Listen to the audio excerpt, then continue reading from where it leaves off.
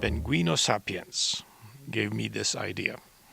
Well, there are many causes to any idea, especially to an idea about the development of our worldviews.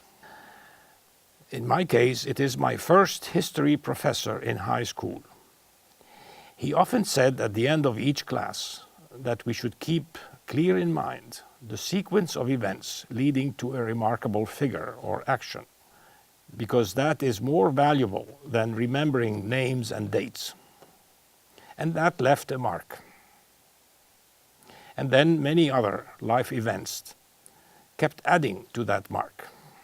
And that's how I got to the idea of writing a book titled, "What Gave You That Idea?" Well, you may ask now, what is a worldview? A worldview is a set of ideas, guidelines, values, with or without supporting evidence. We adopt them, then we adapt them, and actually we think and act with our worldview in the background, so to speak. Most people like to think that their worldview is unique in at least one respect. But in all likelihood, it belongs to one or other of two general groups. I refer to them, to these two general groups, as the first, abstract fascinated, as most people immersed in philosophy and religion would be. And the second is concrete focused, as most scientists would be. But each worldview in any of these two groups depends on one or more assumptions, and in particular on a convenient starting point. So the idea to rediscover the development of our worldviews means I wanted to find out more about the various causes of each development. Consider, for instance, the worldviews developed in philosophy. Their reason, rational thinking, and ethics are always central to the many worldviews around philosophy.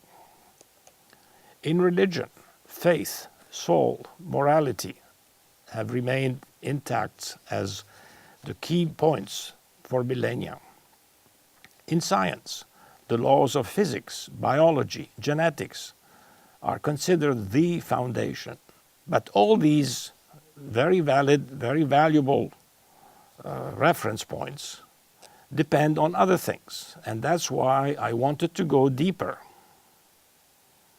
Because I asked, what if going deeper, finding out what underlines rational thinking, what underlines morality, what underlines biology or genetics, or nerve cells, or molecules, will help us gain a better understanding of human behavior and the whole lot of the human adventure. What if? We should try. We have never tried. And one important point, this is not about suggesting a new worldview. This is a supplement to all worldviews. One observation is that we also tend to reject outsiders' propositions which may impact our adopted worldview. So I ask, is this aversion to a potentially constructing feature beyond our control? Is it linked to our brain and mental capabilities? Is it the result of one or more chance events in our evolution by natural selection? Or does it arise from some distant ancestor's assumption which ended up triggering a hindrance to later generations? We should think about these questions. And so I went into my journey, trying to find out what is behind the development of so many worldviews.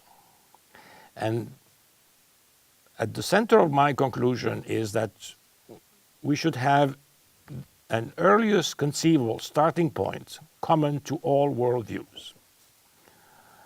Again, an earliest conceivable starting point common to all worldviews. This is the center of the spiral. At that earliest starting point, we should make the assumption that we have the foundational elements, both material and non-material, as the likely core of that to be agreed upon earliest starting point. And then on a case-by-case basis, we will need, as we have always needed, convenient, arbitrary, practical starting points. We should also agree that no human knows everything. And this core, this earliest starting point, should be understood as the starting point of all the subsequent infinite combinations of all the elements, material and non-material, that led to what we see, we touch, we measure, we perceive, we imagine, we assume, we love, we hate, we desire, we dream about, in terms of physics and or chemistry and or biology and or intellect and or feelings and or spirituality.